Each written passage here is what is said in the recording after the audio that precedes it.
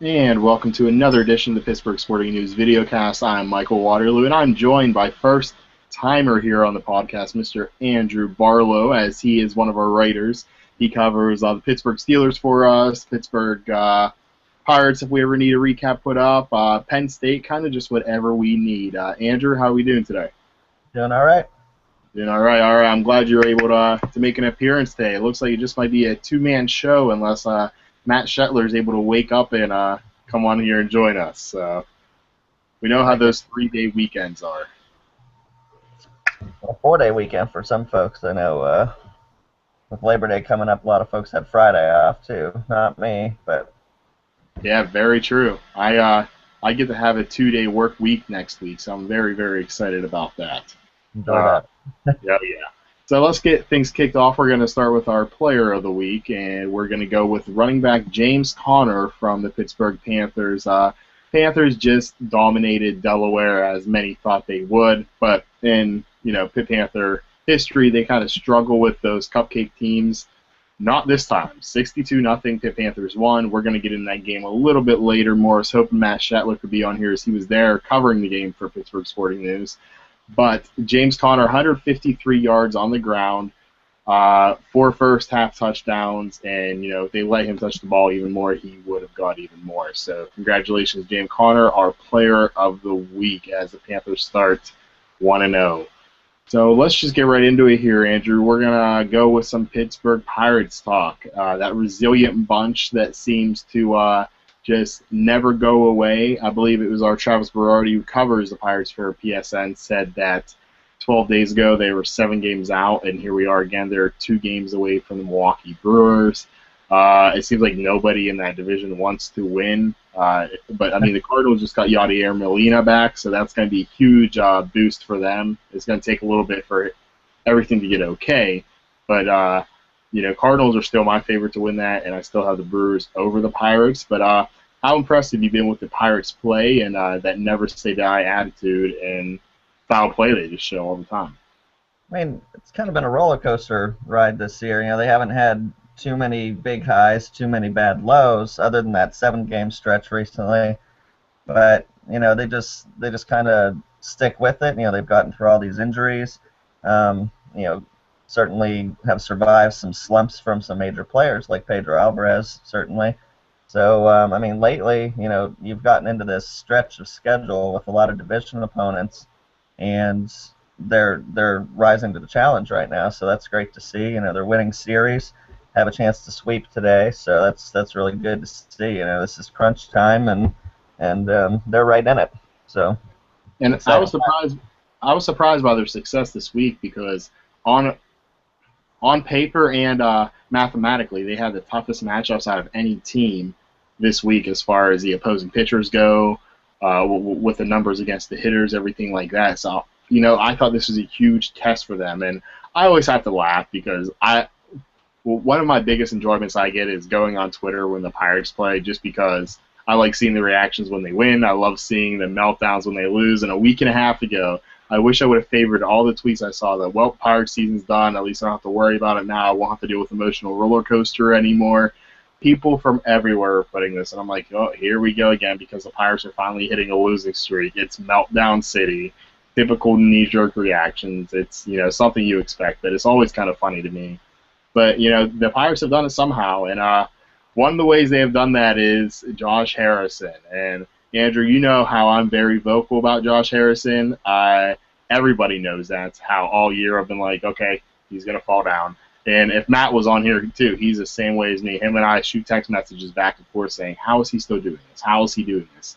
And I still stick to it that he's not this good of a player. He's not. He's enjoying one hell of a season and a role player. And I've been wrong so far. I wrote a column in Pittsburgh Sporting News saying how wrong I was, and I admitted it.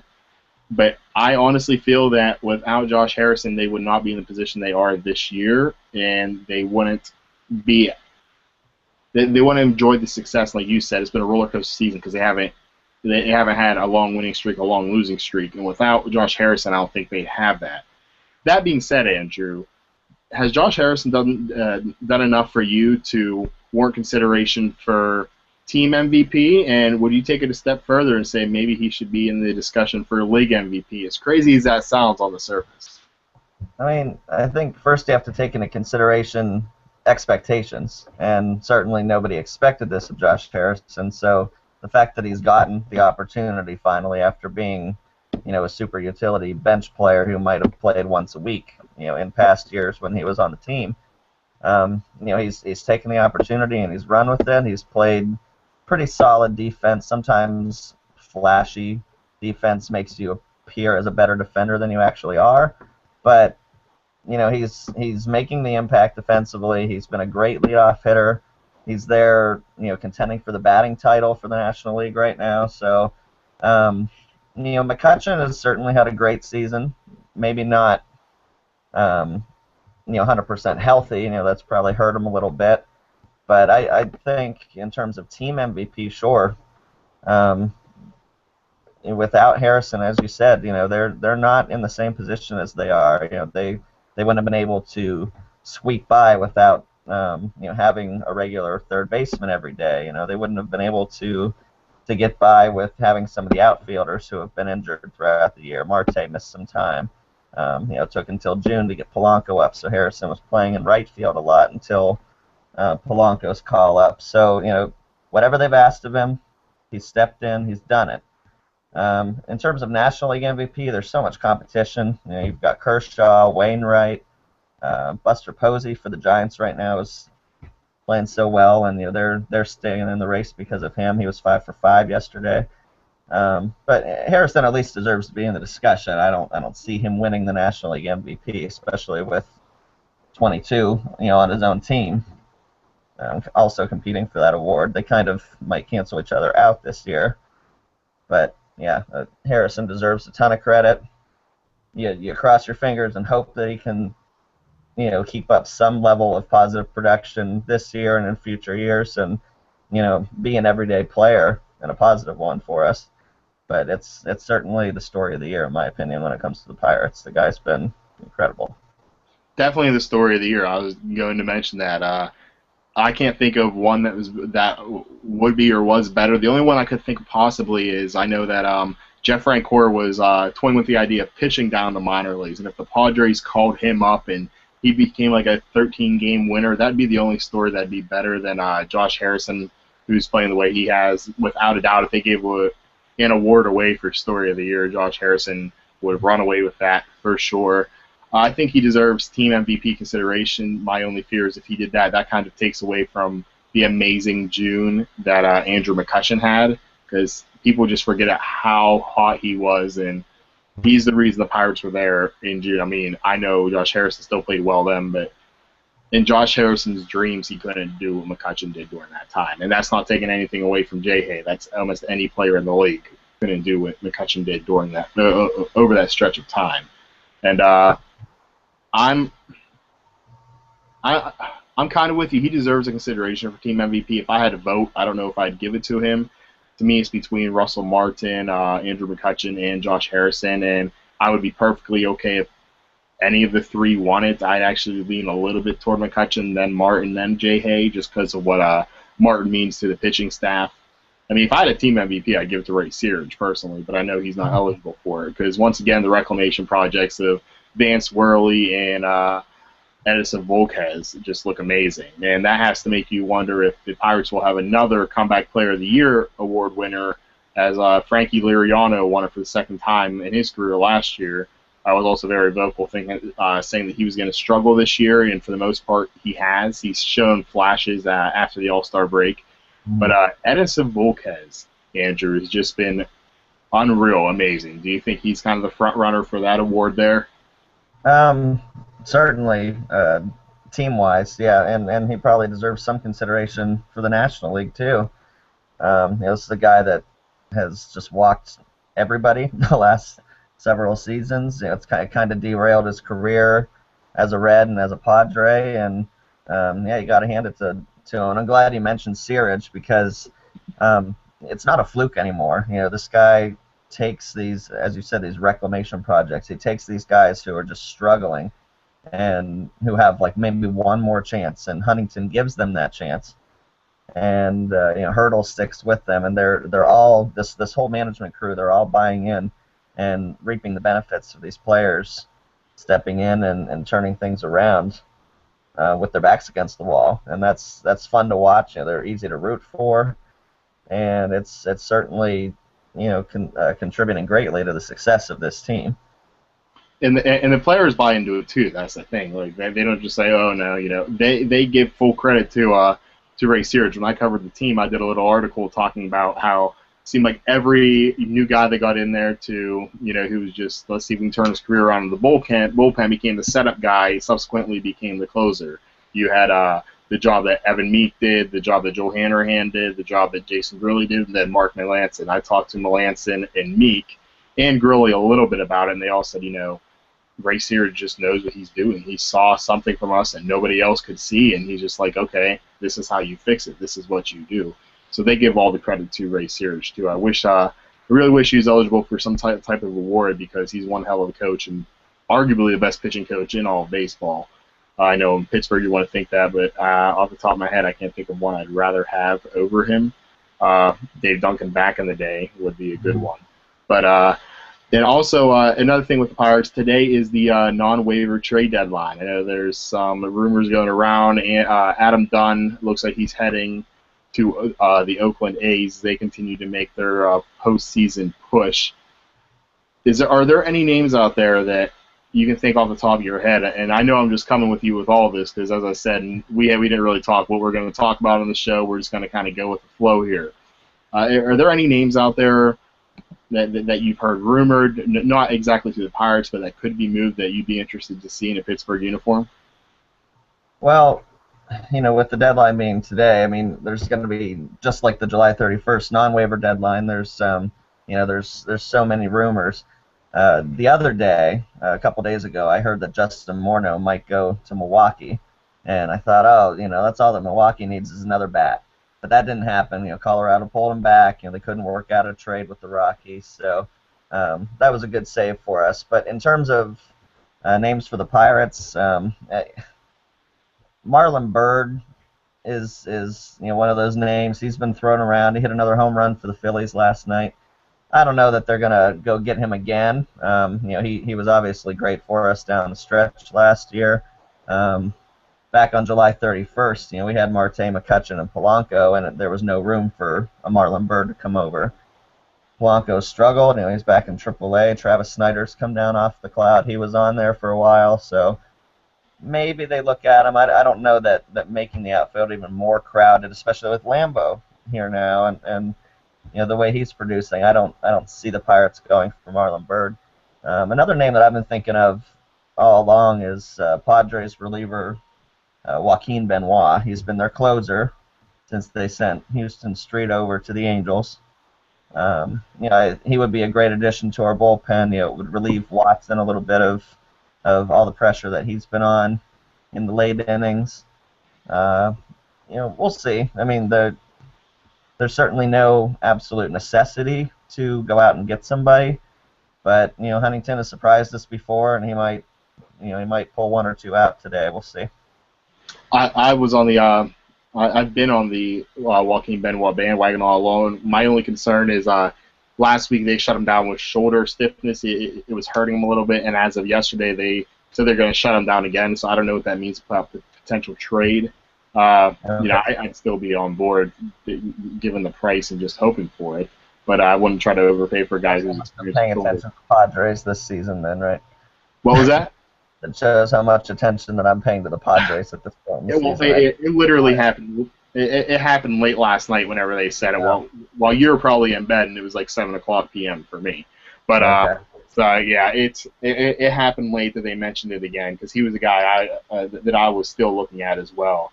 I'm with you. I can't really think of any other targets off the top of my head, but I wouldn't be surprised if, like you said, if Neil Huntington pulled something out and just goes with a guy off the radar, or maybe somebody not many people know. I don't think it's going to be like a Marlon Byrd or Justin Morneau like it was last year. But the Chicago White Sox seem to be selling right now. Adam Dunn to the A's. Alejandro De Aza yesterday got traded to the Baltimore Orioles. So, I mean, the only person really with interest on that team for me would be Alexi Ramirez, but I really don't know how likely that is. He's a little older, but he's been playing great. I just don't know what the asking price would be. I'd still play him over Jordy Mercer, even though I know Mercer has been pretty solid this season. But let's talk hypothetical here, Andrew. If the Pirates, say, did get Marlon Byrd today, and when Gregory Polanco comes up next week, probably Monday, how do you handle that? Do you play the matchups with those two and Marte and kind of have the three rotate? Do you go with Marte, McCutchen, and Byrd and then pick your spots for Polanco? Or do you just go with the experience and let Polanco sit since you're in the middle of a pennant race, and until he shows he can handle it, then you put him in? Hypothetically, if you make that move, there's certainly no rush or real need to play Polanco. Obviously they're comfortable with having sent him down. Without him being on the Pirates' 25-man roster right now. He's certainly a huge part of the future. But yeah, if you're in the pennant race and you can acquire somebody like Byrd, I think you probably use him more often than not, especially against lefties, because Polanco really struggled against the lefties while he was here. But you've from the left side of the plate, you have to give some time to Lambo too. The guy's just crushing the ball. Had that real nice opposite field single early yesterday. He just looks comfortable at the plate. He's spraying the ball all over the field. You just need people on base ahead of the middle of that lineup, and they will produce. If that were to happen, again, it would be crowded, but it's really nice to have all those options. And Hurdle's already used 100 some odd different lineups this year. What's another month of that?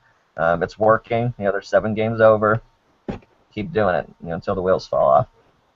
All right. Let's look forward to the off season a little bit, and the big thing is Russell Martin. Everybody, including myself, wants Russell Martin back, but appears maybe Neil Huntington doesn't, after his quotes last week saying, kind of preparing for Pirates fans that they probably won't be able to re-sign Russell Martin.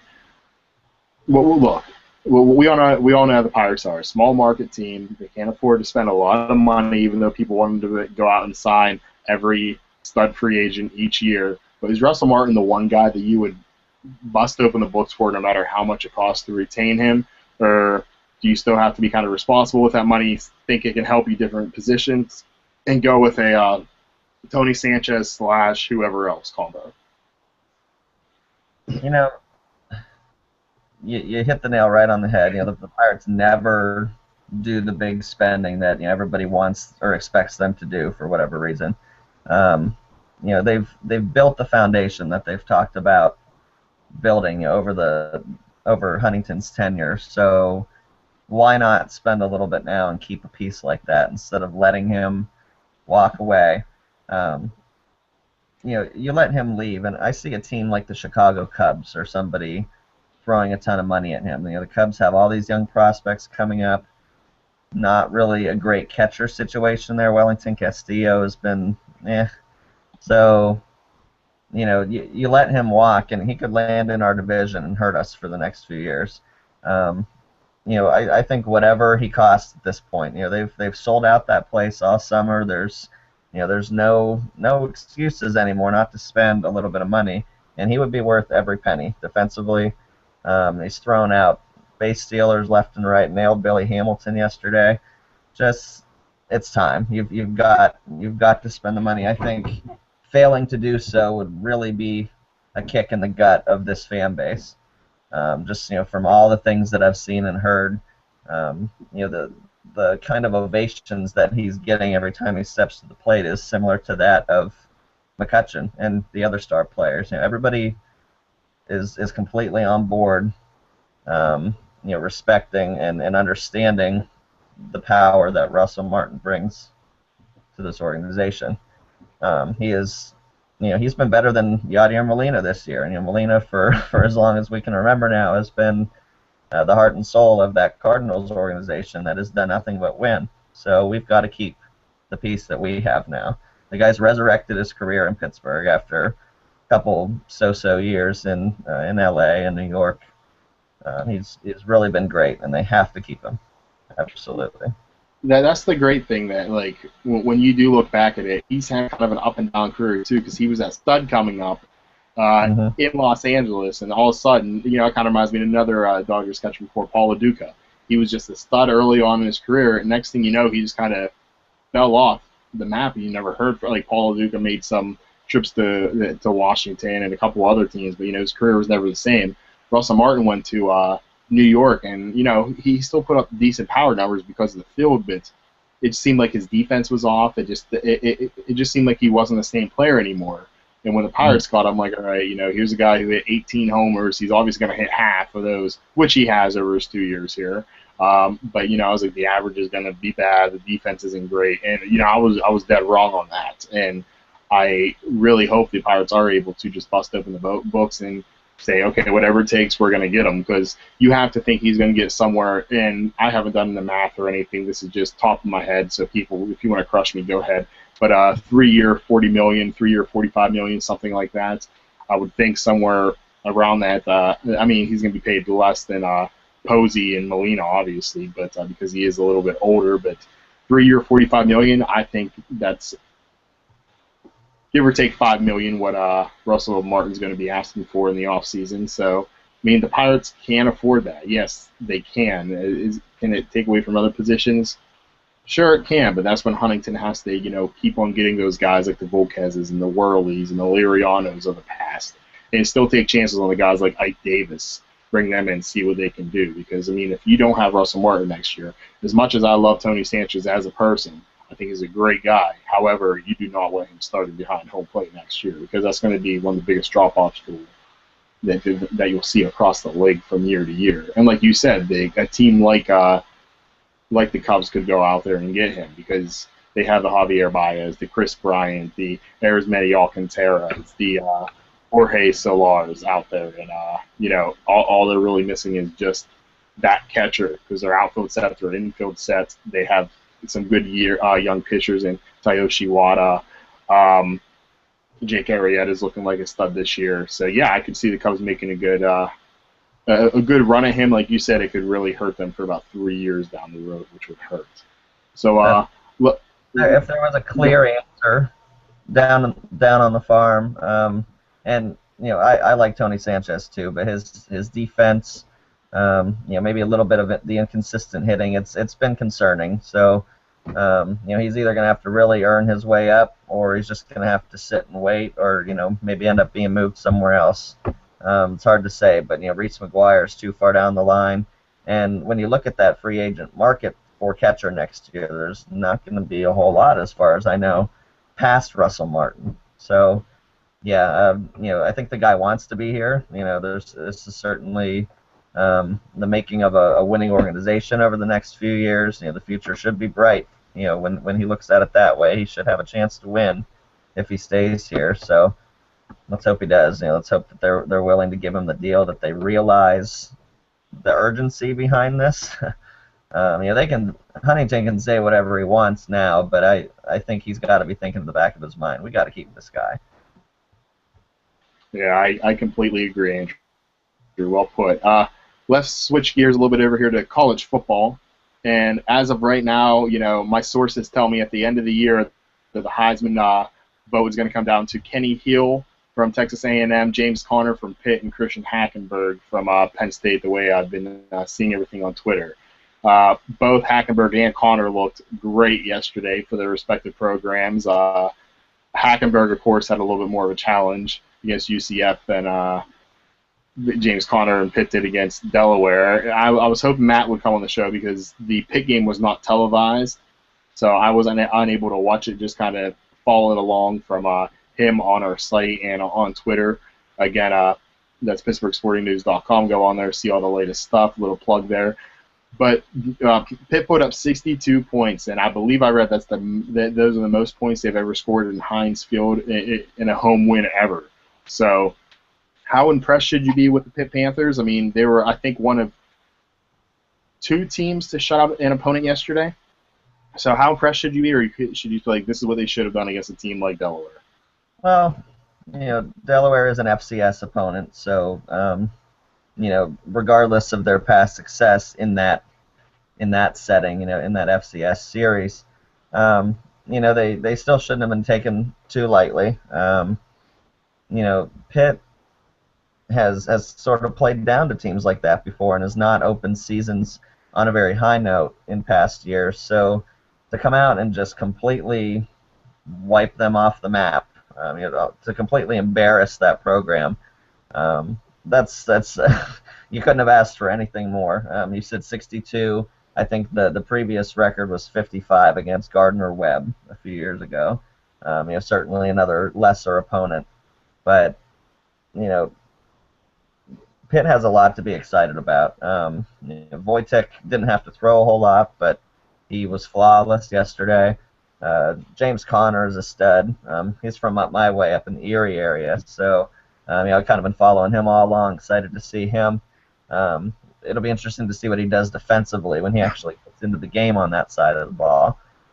Tyler Boyd is incredible. We hope that his finger injury isn't too bad. But yeah, Pitt has an easy schedule this year. It seems like maybe everything is falling into place for a really nice season. Really quality bowl win. And it's this kind of year, one of those 10-2, 11-1 years that can get your program back on the map for recruiting purposes. Keep all of the best players in Western Pennsylvania excited about going to Pitt. Penn State is making noise again. James Franklin's going to be a great recruiter there. So Paul Chryst has a lot of work to continue to do, but he's put together a pretty solid program, and I think they have a bright future this year. I agree, and the thing that really stood out, like you said, is the schedule. The schedule is just ridiculously easy for Pitt this year. Pulled up here. Next, they have Boston College on a national televised game. I believe it is a national televised game next Friday night. And then they play Florida International University, Iowa, Akron, Virginia Tech, Georgia Tech, Duke, North Carolina, Syracuse, and Miami. You said a 10-11 win season there, and I was like, 10-11 wins. Then I look, I'm like, it could possibly happen. I still don't think Pitt's that good of a team, but it really could happen just because of the schedule. I wouldn't be shocked at all if they started 3-0, 3-1, 4-0 even. I don't know about the Iowa game there, but they should definitely handle Boston College. They should handle FIU, and like you said, it's for the recruiting aspect. Paul Chryst, I believe, or Matt Shetler said this is the first the first home opener that he's won in his tenure as a Pitt coach. Is either that or his first game at all in his first 3 years. But yeah, I have to be very impressed by them, the offense. I want to see James Conner be the dual threat as well whenever he gets a chance. There's no reason to do it yesterday. I was impressed with what I heard about Wojtek. Again, didn't see any of the game, but yeah, happy to hear that he performed well too. I think that's really big for Pitt going forward. I don't think Tyler Boyd's injury is all that severe from what I hear either. But yeah, that's basically all the comment I can give on Pitt since I didn't see it. But let's go into the Penn State game. You actually wrote the recap there. It started off as a typical football game. Started off a little slow, but man, Andrew, that final quarter was bananas. I can't think of a better way to describe it than that. Christian Hackenberg making a sophomore mistake, if you will, trying to force the ball in, get intercepted. Then you have UCF coming down, fumbles the ball, gives it back to Penn State. Penn State, in return, fumbles the ball. They're able to kind of put the nail in the coffin, if you will, but unable to convert on third down, so they have to settle for a field goal, putting them up by 6. UCF goes down onto their about the Penn State 30-yard line, 4th and 10. Quarterback steps back in the pocket, and he's the backup quarterback, mind you, because the starter did absolutely nothing. The backup kind of sparked the team. He threw a perfect ball. The wide receiver made what I thought was a catch of the day until I watched the rest of the games, where he just went up, 4th down, pulled it in, fell down, and that went to about the Pitt 8-yard line, which led to a QB draw to put UCF up by 1 point. At that point, I'm like, wow, Penn State blew this. They're done. They totally lost this game. Sure enough, Hackenberg drives them down. 36-yard field goal attempt was up and good by Ficken, and it gave Penn State the win. They escaped with the win. it was early on the East Coast. It was very early on the West Coast. But man, what a way to start off the college football day, right? Absolutely. I think I was most impressed by Penn State's defense. Certainly Hackenberg's numbers were incredible. School record, 450 some yards. But the defense came prepared to play against Pete DeNovo, the named starter, the sophomore. They were throwing a curveball when DeNovo was pulled after a half of just being dominated by Penn State. Penn State maybe blew a few offensive opportunities early in the game to sort of open up a big lead. I felt like they could have had a 10, 17-point lead by halftime, in parts of the third quarter, but Central Florida kept it close, and then that Justin Holman, the reserve, comes in and really was just lights out. He was throwing the ball all over the place. He was dangerous on foot, and the defense appeared to be a little bit vulnerable at that point.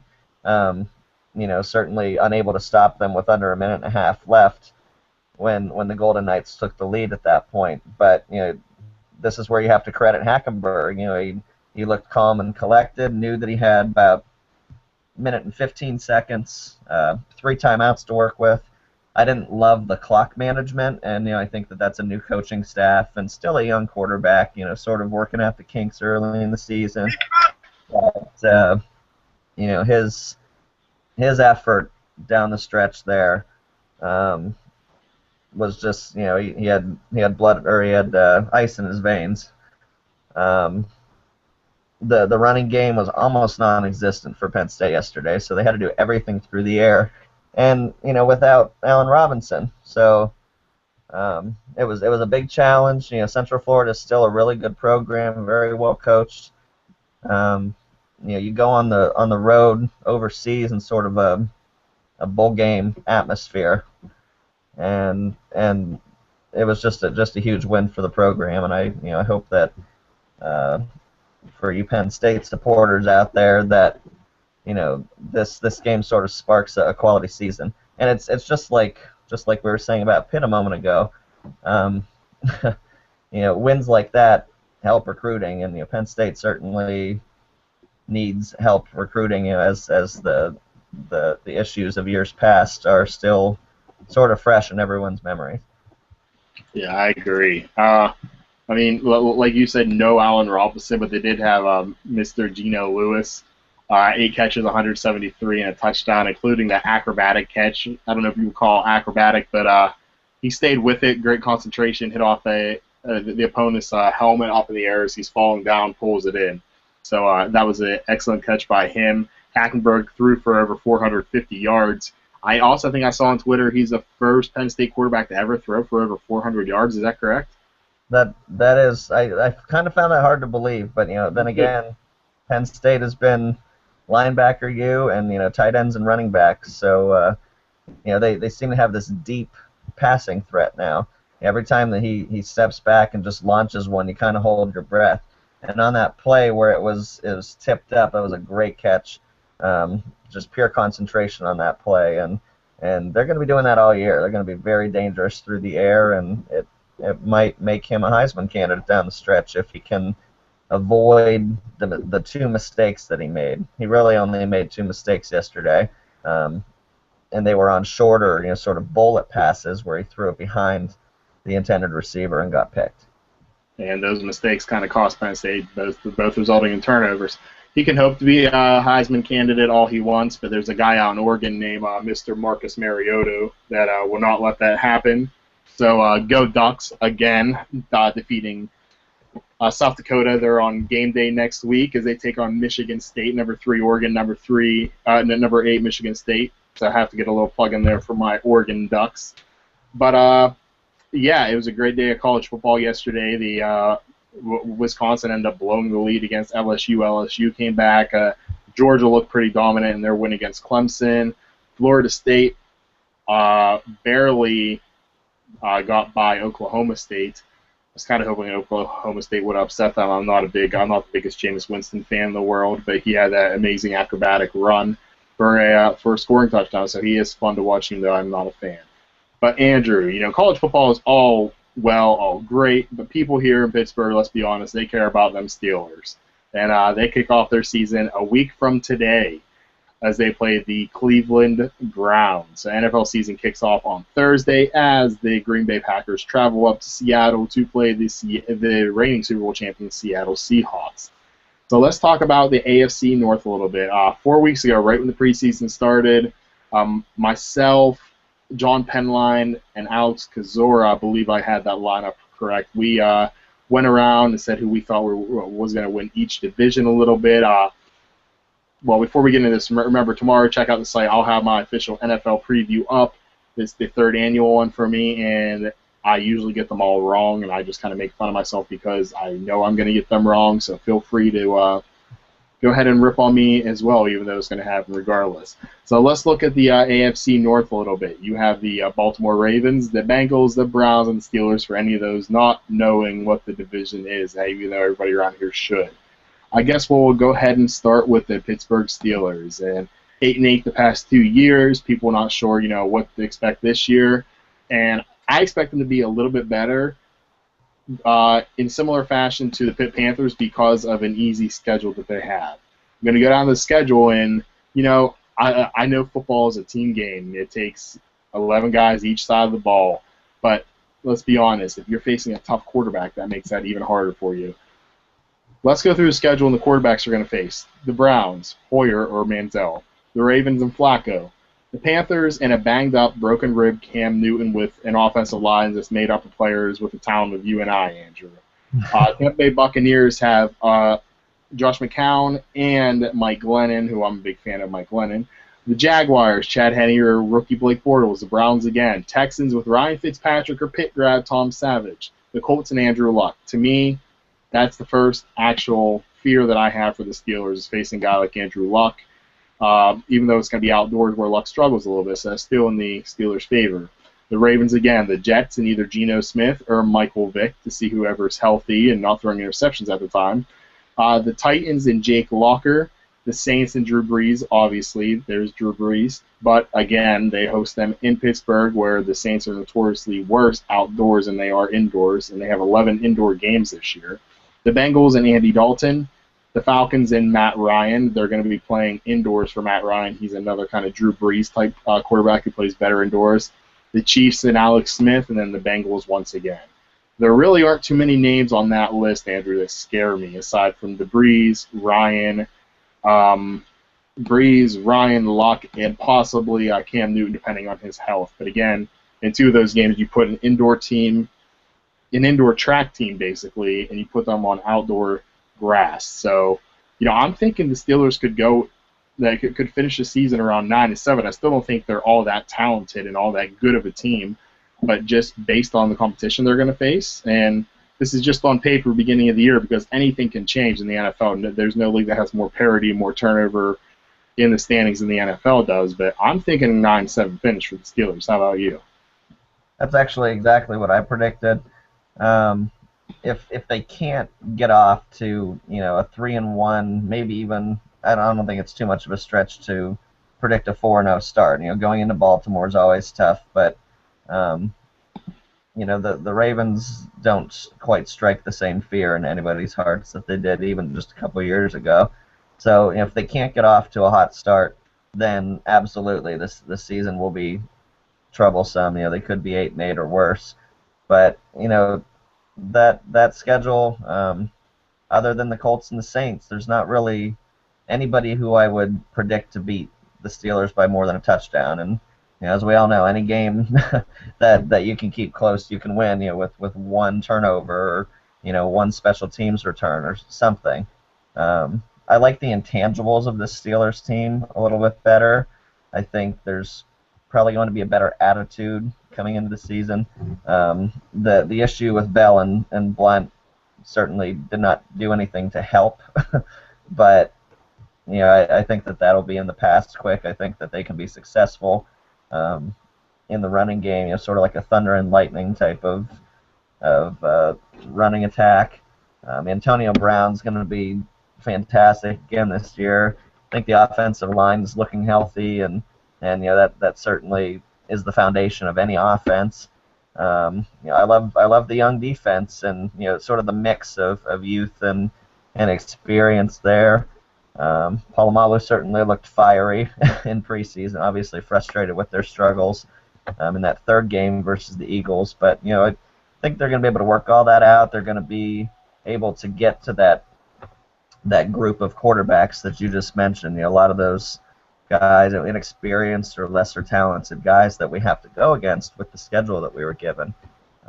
They can make life very difficult for a lot of teams, and I think 11 wins is the ceiling. They could certainly do that and sort of run away with the division.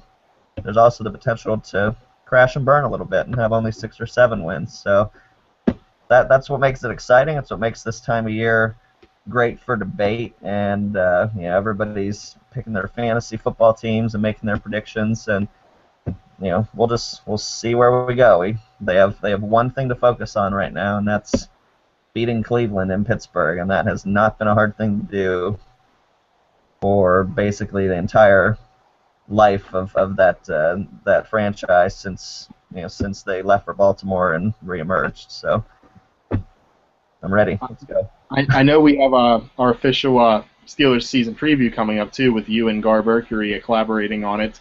We'll do a little sneak peek. Where do you have the Steelers finishing in the division? I think the Bengals will probably take the division again. I like their defense. It's not perfect, but it's solid. And, Dalton certainly hasn't proven anything in the playoffs, but the guy's been winning regular season games just like Flacco does, just like Roethlisberger does. A.J. Green is a stud. I see the Bengals winning the division with maybe 10 wins. I have the Steelers second with 9, Baltimore right there with 8 or 9, and then the Browns probably around 6 or 10. And the Browns, it's kind of amazing, as irrelevant as they've been the biggest talking point maybe in all of these NFL discussions here in the preseason. And absolutely, you don't know what to make of him. You don't know whether he's going to play. I think Brian Hoyer has the potential to, maybe win some games as he did last year. I think he was 3-1 as a starter. Not having Josh Gordon hurts them. If they had him, I would be putting them in the same discussion as the rest of the AFC North contenders. But without him, that hurts. They still have a respectable defense that is only getting better. There's so many talking points about the Browns, and you have to kind of keep them on the back burner until they prove that they belong in the same discussion as their opponents in this division. Up until the end of November, I actually have the Browns at 7-5, kind of another product of their schedule there. They face the Steelers first week in Pittsburgh, hard game. Then they face the Saints at home. Again, I expect them to lose that. However, they play Baltimore at home. Wouldn't be surprised if they won that. At Tennessee, no one's afraid of them. They're hosting the Steelers, which I wouldn't be shocked at all if the Browns won.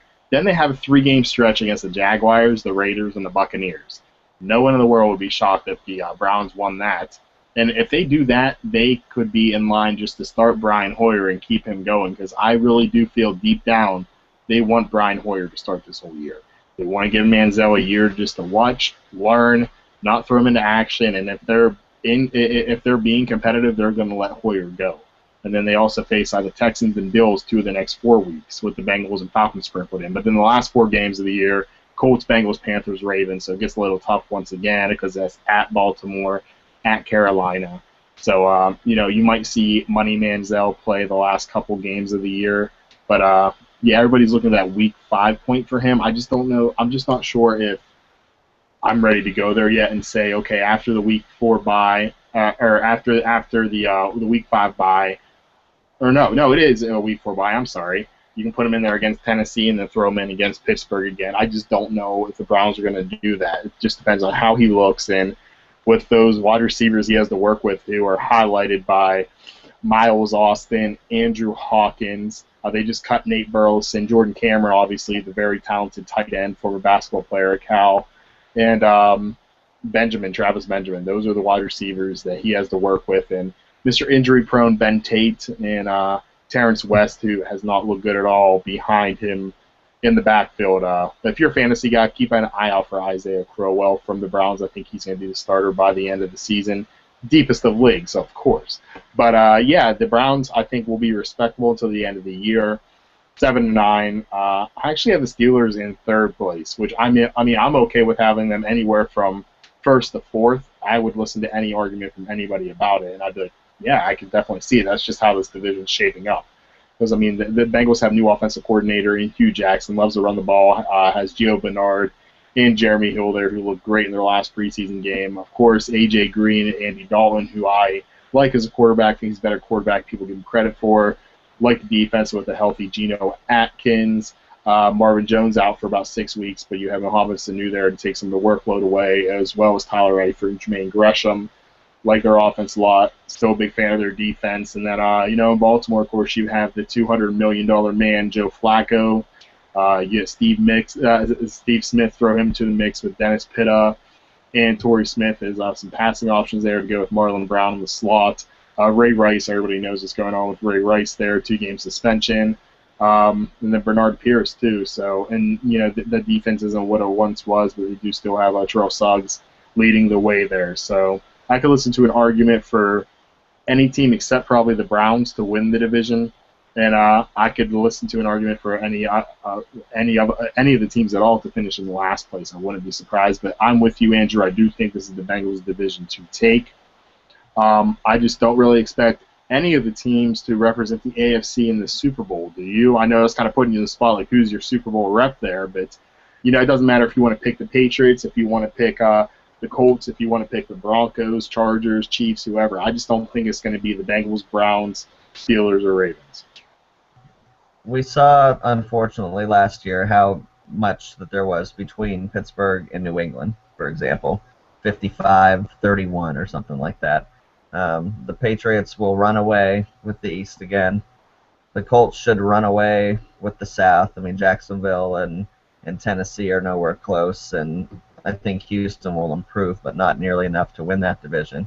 And then the West is the most talented division in the AFC right now, with certainly Denver, Kansas City, San Diego, even an improved Oakland team. Again, not there yet, but improved. I've got Denver and the Colts battling it out for the AFC, as I think many do.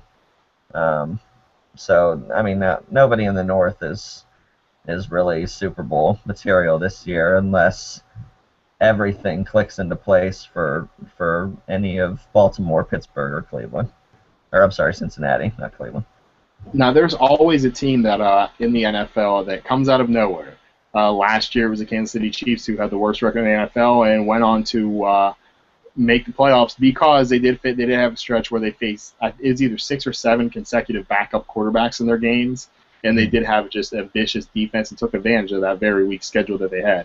Who's the one team to you in the NFL that you could see making a jump from being piss poor to very, very good? That team might not be in the AFC. I'd have to go to the NFC for that. And you're gonna laugh at this. You're gonna think it sounds crazy. I think the Washington Redskins might be that team. If Griffin is as good as he can be and stays healthy, he's got some new weapons this year. Alfred Morris is a solid running back. Deshaun Jackson is there now and not in Philadelphia. The Eagles should win that division, but I think the Redskins could sneak into the playoffs and be dangerous at the very least. I think that they could be that surprise team. It's too difficult to, it's nearly impossible to pick the team that's going to go from rags to riches as the Chiefs did last year. Maybe over in the AFC, you might throw a bone to Oakland, as I just mentioned earlier. I do think that they'll be improved. I can't see them making the playoffs, but you never know. They've finally got a stable quarterback, Schaub, who's never really done a whole lot in the playoffs. He certainly had his opportunities in Houston. But I like Jones Drew there. I like a lot of the little moves that they made. They really improved the talent and the experience on their roster instead of sort of toiling like with all these just pieces that didn't seem to fit together They like they did had. bring in they did bring in Justin Tuck and Lamar Woodley as well. Yes, yeah. They really improved on both sides of the ball, and we'll see. We'll see if Oakland can make any noise. I like their coach there for some reason. I think he's brought stability. So I guess that's my sort of wild card pick for the AFC. In my two, I mean, I definitely see the Redskins doing it. All the defenses in the NFC East are horrible, but I don't think that's bad. They've been horrible in the preseason, picking up that new offense. But you don't show all your cards in the preseason all the time either, so I'm not worried about them. Could see it happening. To me, the two teams I'd like to make a jump and possibly make the playoffs. One in the NFC is the Tampa Bay Buccaneers. I love Lovie Smith. Like his track records, could definitely see them making some noise. That division is notorious for teams going from first to worst and worst to first, which I see Carolina, just a little teaser to my article tomorrow, the Carolina Panthers will finish in last place in that division after winning it last year. I have them missing the playoffs and finishing in fourth. And in the AFC, this is the one that I get the most looks on, but I am all in on the Jacksonville Jaguars this year. I have them this close, and I haven't decided. I haven't finished writing my thing yet, but my NFL preview, I'm this close, and I might even sneak them into the playoffs. I really like what they're doing there. I love Gus Bradley. That look you're giving me, trust me, everyone gives me worse. Like, dude, you are an idiot. Who was hotter in the second half last year? I think they won 6 of 8 or something after being maybe the worst team in football. Yep. History in the first half. They were so bad. But and they have a bell cow. They have a bell cow in Toby Gerhart. He's not the flashiest runner, but he'll run that ball nonstop. They have an improved receiver corps with, even though Justin Blackmon's up there with Josh Gordon on the level of idiot that he is, but they have Cecil Shorts. They have Marquise Lee, who I think is the best rookie wide receiver. And then they also have Allen Robinson from Penn State. And then on the defensive side of the ball, people forget how good the Seattle Seahawks are right now. Yeah, they have the talent, and Pete Carroll's a great coach. It was Gus Bradley who put that unit together. It was Gus Bradley who taught those guys how to play the game.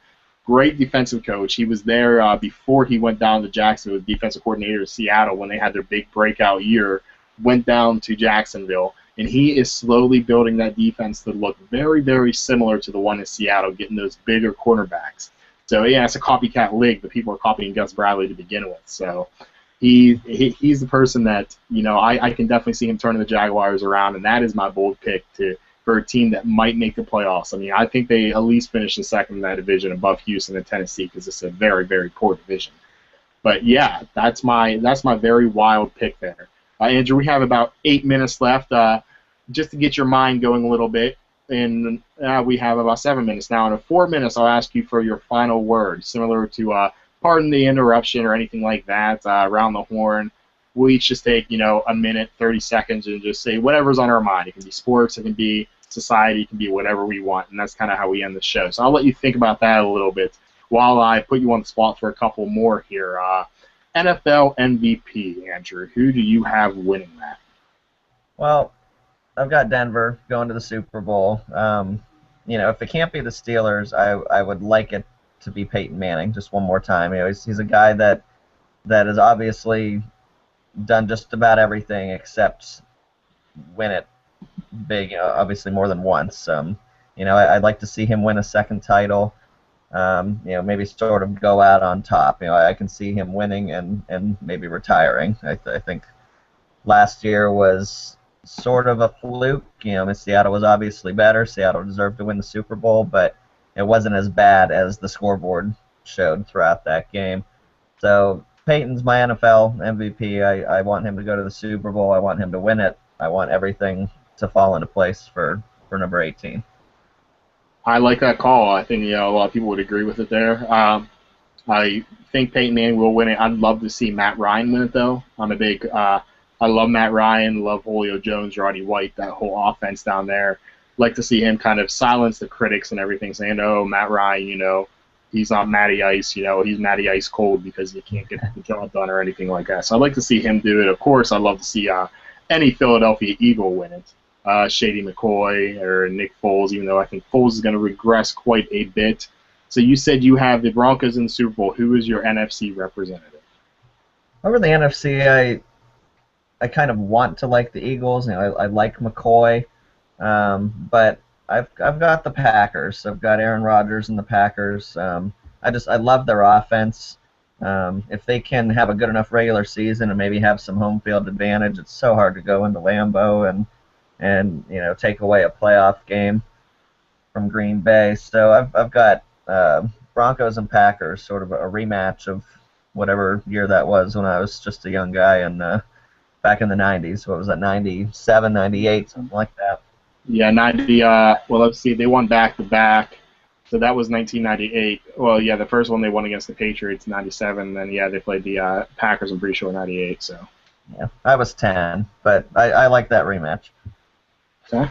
Could see that. And we're actually going to go to the final word. Well, before we do the final word, which we're doing next, Pirates released their lineup for today, and it is very similar to the one yesterday. Josh Harrison leading off, playing third, Andrew Lambeau. Hitting second, playing in right field, McCutchen. Hitting third and playing in center, Walker. Hitting fourth and playing second base. Ike Davis hitting fifth, playing third. Marte hitting sixth, playing left field. Jordy Mercer hitting seventh and playing shortstop. Chris Stewart is playing today to give Russell Martin a break. He's batting eighth and playing catcher. And then you have Frankie Liriano on the bump, batting ninth for the Pittsburgh Pirates. And for the Cincinnati Reds, you have fast kid Billy Hamilton leading off, playing center. Negron, I'm not too sure who he is, to be completely honest with everybody out there. He's hitting second, playing third. Brandon Phillips playing second, hitting third. Todd Frazier playing first base today, hitting fourth for the Reds. And then you have Pena, trying to remember his first name. He's catching today, giving Devin Mesoraco a day off. Ryan Ludwig's playing left field. Chris Heisey in right, hitting seventh. And Mr. Santiago, I believe it's Ramon Santiago, is playing shortstop with Johnny Cueto on the bump for the Reds. So it's going to be a tough matchup today for Cueto, and I wish it was last year's Liriano so we could see quite an ace-off. Well, Andrew, do you have anything on your mind you'd like to say for the final word today? I'm going to stick with the Pirates. With football season still a week away now. Let's enjoy these Pirates the next week and see what they can do. They're going on a tough road trip. They have St. Louis, and then I think it gets maybe a little easier with the opponents, although the Cubs have been real hot. I think they play Philly in there. So it's a long road trip, and maybe sort of do or die at this point. If they struggle on this road trip, they might fall too far behind to make up any ground in the last few weeks of the season. But the Brewers aren't playing very well right now. I just haven't loved their pitching staff all year. They're going to hit the ball. So, if we can just keep chipping away, I think that we'll be in it at the end with the Brewers. The Cardinals just got healthy. They've got Michael Wacha coming back, so they're going to be tough. But they kind of are the opposite of the Brewers. They don't have a ton of offense, and they really haven't had it all year. So you never really know what you're going to get from those two teams. I think the Pirates match up fairly well, maybe not head-to-head versus those teams, but just in the grand scheme of things, I think that they can keep chipping away at the division, and it's going to be a lot of fun to watch down the stretch here. Very well put. And for me, I'm going to go outside of Pittsburgh sports and go with Michael Sam. He was cut yesterday, but to put this very bluntly, nobody cares that he's gay. That's the thing. People care about Michael Sam. He's trending on Twitter. People are pulling for him. People in the gay community are pulling for him. Don't get me wrong, but NFL fans, they're over that fact. Like Chris Long, I believe, tweeted the other day when ESPN ran the shower segment on there, like, how do his teammates feel? He said, "Dear ESPN, we're over it, and you should get over it too." He put that very well. I mean, he's a football player. He should get picked up by some team. He's performed well enough. The people don't want to keep talking about if he's gay or not. It's in this day and age, who cares? That's how most people feel, but it's the media who keeps bringing in the first gay. When he plays on the field for the first time, it's going to be a great time because that's kind of a little barrier people get over. But let's look at him as a football player first, okay, people? So, Andrew, that's all the time we have today. We didn't really have a scripted show, but we got through it just okay, and I appreciate you joining me for the first time. Absolutely. It's good to be here. I'll absolutely like to have you on again. And for Andrew Barlow and Michael Waterloo, enjoy the Pirates game today. Remember, enjoy it. That's the first thing. We'll be back next week. Not sure who we will have on from the site yet, but I know we will have a good friend of mine, Mr. John Buffon from Game Time PA, will be joining to talk a little high school sports, college sports, whatever else we want to talk about with him. So for Andrew Barlow, I'm Michael Waterloo. Have a great week, Pittsburgh.